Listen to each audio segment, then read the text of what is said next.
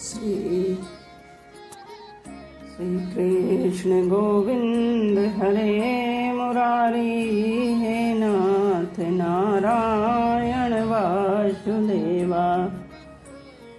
अनित्य वस्तु शरीर आदि को लेकर जो शोक होता है उसकी निवृत्ति के लिए कहते हैं। मात्रा स्पर्शातु कौन्तेय शीतोष्ण सुख दुखदः आगमापायनो नित्यस्तास्तिं स्थिति क्षरस्व भारत। यहाँ एक शंका होती है कि इन 14वें 15वें श्लोक से पहले 11वें से 13वें श्लोक तक और आगे 16वें से 30वें श्लोक तक देही और देह इन दोनों का ही प्रकरण है, फिर बीच में मात्रा स्पर्श के 2 श्लोक प्रकरण कैसे आए? इसका समाधान यह है कि जैसे भगवान ने संपूर्ण जीवों के नित्य स्वरूप को बताने के लिए किसी काल में मैं नहीं था, ऐसी बात नहीं है, ऐसा कहकर अपने को उन्हीं की पंक्ति में रख दिया। ऐसे ही शरीर आदि मात्र प्राकृत पदार्थों को अनित्य विनाशी परिवर्तनशील बताने के लिए भगवान ने यहाँ मात्रा स्पर्श की बात कही है। तू नित्य तत्व से देहादि अनित्य वस्तुओं को अलग बताने के लिए यह तू पद आया।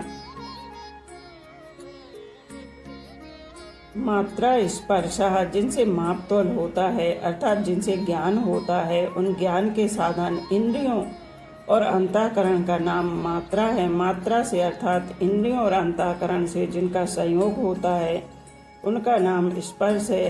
अतः इंद्रियों और अंतःकरण से जिनका ज्ञान होता है ऐसे सृष्टि के मात्र पदार्थ मात्रा स्पर्श है।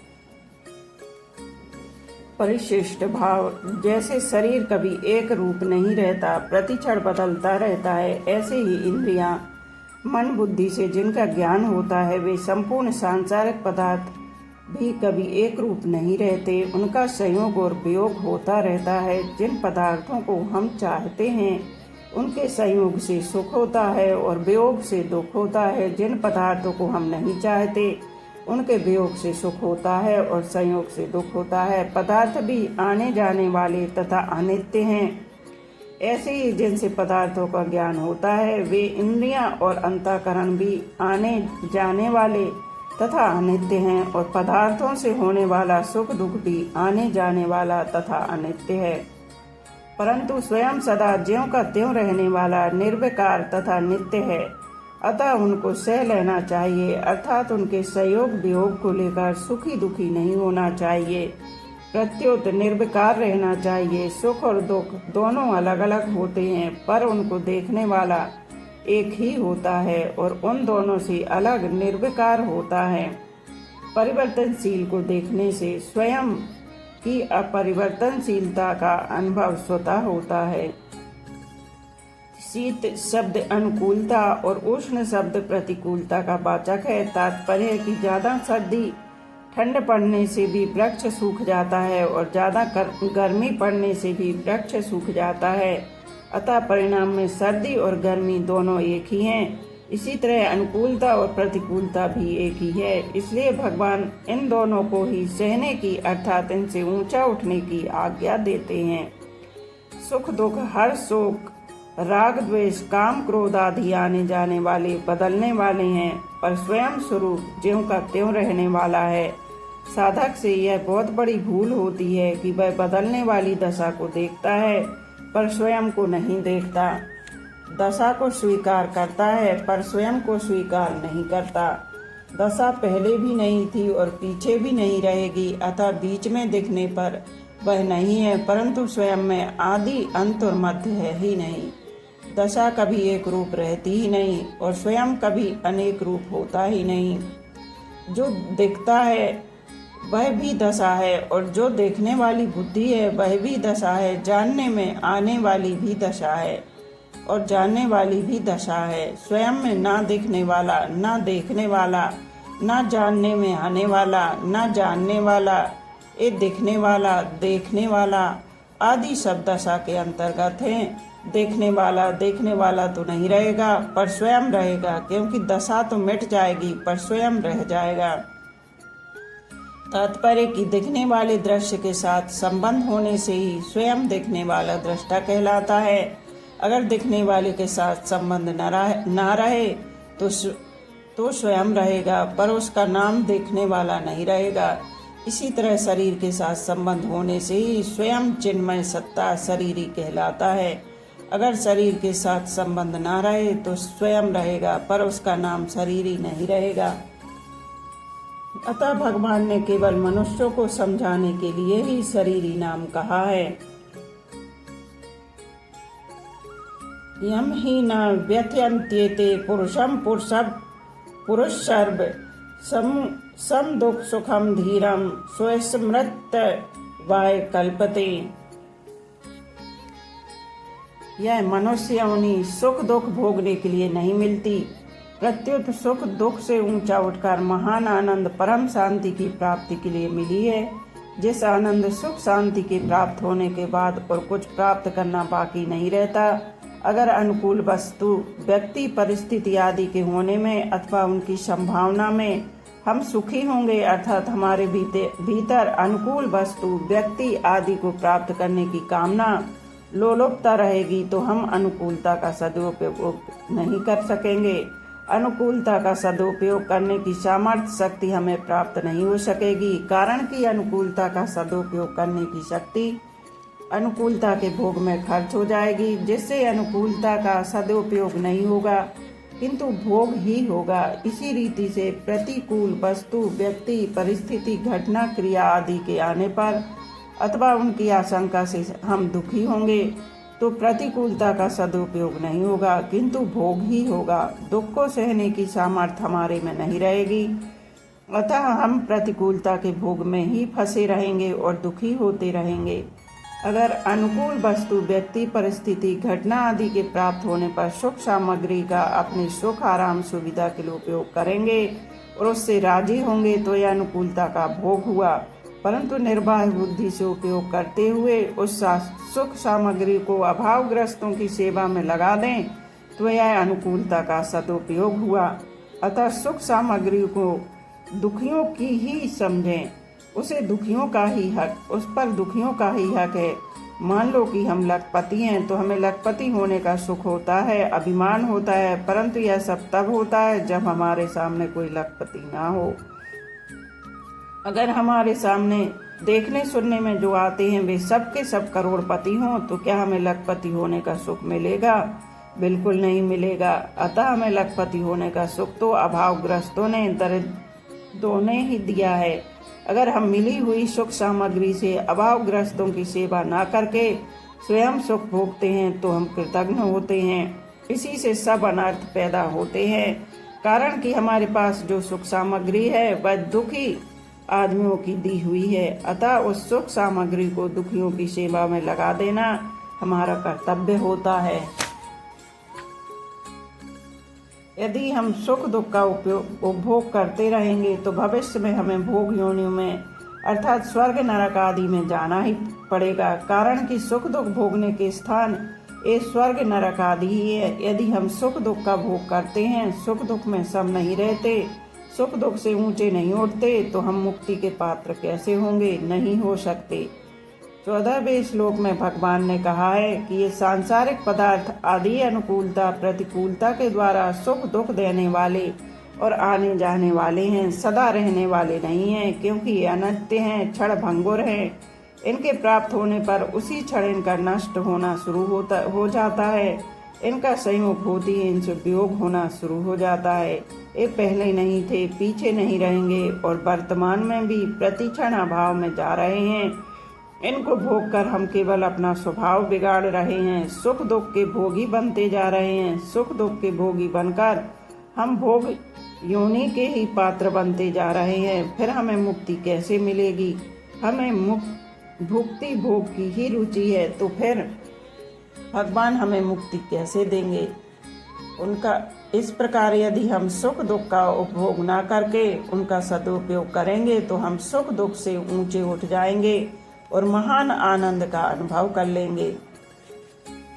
परिशिष्ट भाव स्वरूप सत्ता रूप है, सत्ता में कोई व्यथा नहीं है। शरीर में अपनी स्थिति मानने से ही व्यथा होती है। अतः शरीर में अपनी स्थिति मानते हुए कोई भी मनुष्य व्यथा रहित नहीं हो सकता। व्यथा रहित होने का तात्पर्य है प्रियों को प्राप्त होकर हर्षित न होना और अप्रियों को प्राप्त होकर उद्विग्न न होना। व्यथा रहित होने से मनुष्य की बुद्धि स्थिर हो जाती है। स्थिर बुद्धि सम्मूढ़ः। सुखदायी दुखदायी परिस्थिति से सुखी दुखी होना ही व्यथित होना है। सुखी दुखी होना सुख दुख का भोग है। भोगी व्यक्ति कभी सुखी नहीं रह सकता।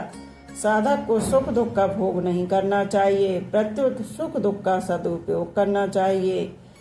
सुखदायी दुखदायी परिस्थिति का प्राप्त होना प्रारब्ध है और उस परिस्थिति को साधन सामग्री मानकर उसका सदुपयोग करना वास्तविक पुरुषार्थ है। इस पुरुषार्थ से अमरता की प्राप्ति हो जाती है। सुख का सदुपयोग है दूसरों को सुख पहुंचाना, उनकी सेवा करना और दुख का सदुपयोग है सुख की इच्छा का त्याग करना। दुख का सदुपयोग करने पर साधक दुख के कारण की खोज करता है। दुख का कारण है सुख की इच्छा। यही स्पर्श जा भोगा दुख योनयत एवते। जो सुख दुख का भोग करता है उस भोगी का पतन हो जाता है और जो सुख दुख का सदुपयोग करता है वह योगी सुख दुख दोनों से ऊंचे उठकर अमरता का अनुभव कर लेता है। अब तक देह देही का जो विवेचन हुआ है उसी को भगवान दूसरे शब्दों से आगे के 3 श्लोकों में कहते हैं। नासतो विद्यते भावो न भावो विद्यते सता उभयोरपि द्रष्टुस्तनोस्ति तत्वदर्शिभिः। सत्ता मात्र सत है और सत्ता के सिवाय जो कुछ भी प्रकृति और प्रकृति का कार्य है वह असत अर्थात परिवर्तनशील है। जिन महापुरुषों ने सत और असत दोनों का तत्व देखा है अर्थात जिनको सत्ता मात्र में अपनी स्वतः सिद्ध स्थिति का अनुभव हो गया है उनकी दृष्टि अनुभव में असत की सत्ता विद्यमान है ही नहीं, सत का अभाव विद्यमान है ही नहीं अर्थात सत्ता मात्र के सिवाय कुछ भी नहीं है। भगवान ने 14वें 15वें श्लोक में शरीर की अनित्यता का वर्णन किया था, उसको यहाँ नास्तो विद्यते भावा पदों से कहा है और 12वें 13वें श्लोकों में शरीर की नित्यता का वर्णन किया था, उसको यहाँ न भावो विद्यते सता पदों से कहा है। नास्तो विद्यते भावो न भावो विद्यते सता। इन 16 अक्षरों में संपूर्ण वेदों पुराणों शास्त्रों का तात्पर्य भरा हुआ है। असत और सत इन दोनों को ही प्रकृति और पुरुष, क्षर और अक्षर, शरीर और शरीरी, अनित्य, नित्य, नाशवान और अविनाशी आदि अनेक नामों से कहा गया है। देखने, सुनने, समझने, चिंतन करने, निश्चय करने आदि में जो कुछ भी आता है वह सब असत है। जिसके द्वारा देखते, सुनते, चिंतन आदि करते हैं वह भी असत है और देखने वाला भी असत है। इस श्लोकार्थ 16 अक्षरों में 3 धातुओं का प्रयोग हुआ है। नास्तो विद्यते भावा पदों का अर्थ है अस्ता भावा न विद्यते अर्थात असत की सत्ता विद्यमान नहीं है, प्रत्युत असत का अभाव ही विद्यमान है क्योंकि इसका निरंतर अभाव परिवर्तन होता ही रहता है।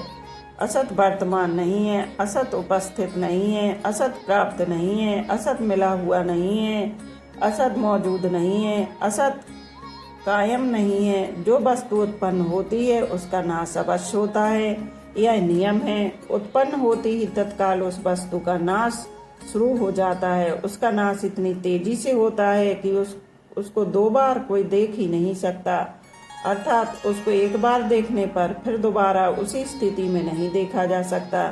यह सिद्धांत है कि जिस वस्तु का किसी भी क्षण अभाव है उसका सदा अभाव ही है, अतः संसार का सदा ही अभाव है। संसार को कितनी ही सत्ता दें, कितना ही महत्व दें, पर वास्तव में वह विद्यमान है ही नहीं, असत प्राप्त है ही नहीं, कभी प्राप्त हुआ ही नहीं, कभी प्राप्त होगा ही नहीं। असत का प्राप्त होना संभव ही नहीं है। ना भावो विद्यते सता, सता अभाव न विद्यते अर्थात सत का अभाव विद्यमान नहीं है, प्रत्युत सत का भाव ही विद्यमान है, क्योंकि इसका कभी अभाव परिवर्तन होता ही नहीं। जिसका अभाव हो जाए उसको सत कहते ही नहीं। सत की सत्ता निरंतर विद्यमान है, सत निरंतर वर्तमान है, सत निरंतर उपस्थित है, सत निरंतर प्राप्त है, सत निरंतर मिला हुआ है, सत निरंतर मौजूद है, सत निरंतर कायम है। किसी भी देश काल वस्तु व्यक्ति क्रिया घटना परिस्थिति अवस्था आदि में सत का भाव नहीं होता, कारण कि देश काल वस्तु आदि तो असत अभाव रूप अर्थात निरंतर परिवर्तनशील है, पर सत सदा ज्यों का त्यों रहता है, उसमें कभी किंचन मात्र भी कोई परिवर्तन नहीं होता, कोई कमी नहीं आती। अतः सत का सदा ही भाव है। परमात्मा तत्व को कितना ही अस्वीकार करें, उसकी कितनी ही उपेक्षा करें, उससे कितना ही विमुख हो जाएं, उसका कितना ही तिरस्कार करें, उसका कितनी ही युक्तियों से खंडन करें, पर वास्तव में उसका अभाव विद्यमान है ही नहीं। सत का अभाव होना संभव ही नहीं है। सत का अभाव कभी कोई कर नहीं सकता। उभयोरपि दृष्टा, तत्वदर्शी महापुरुषों ने सत तत्व को उत्पन्न नहीं किया है, प्रत्युत देखा है अर्थात अनुभव किया है। तात्पर्य है कि असत का अभाव और सत का भाव दोनों के तत्व निष्कर्ष को जानने वाले जीवन मुक्त तत्वज्ञ महापुरुष एक सत तत्व को ही देखते हैं, अर्थात स्वतः स्वाभाविक एक है का ही अनुभव करते हैं। असत का तत्व भी सत है और सत का तत्व भी सत है। ऐसा जान लेने पर महापुरुषों की दृष्टि में एक सत तत्व के सिवा और किसी की स्वतंत्र सत्ता ही नहीं रहती।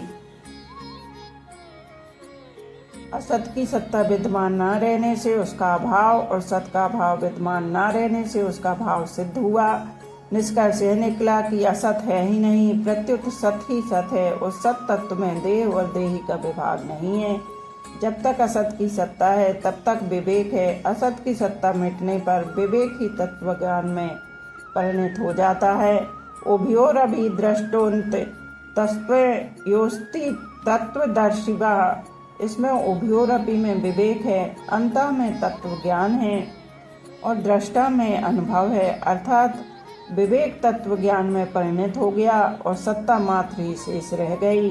एक सत्ता के सिवाय कुछ नहीं है, यह ज्ञान मार्ग की सर्वोपरि बात है।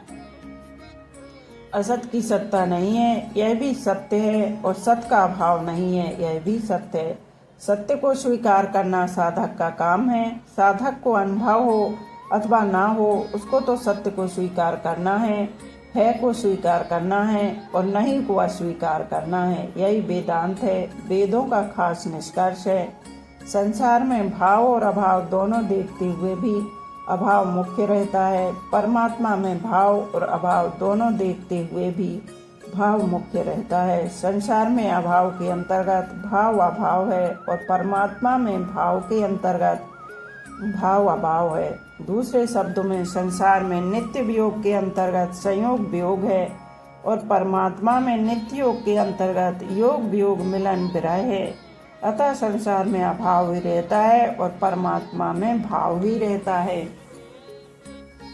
आज यहीं विश्राम देते हैं, शेष आगे का कल करेंगे। बोलो राधे राधे।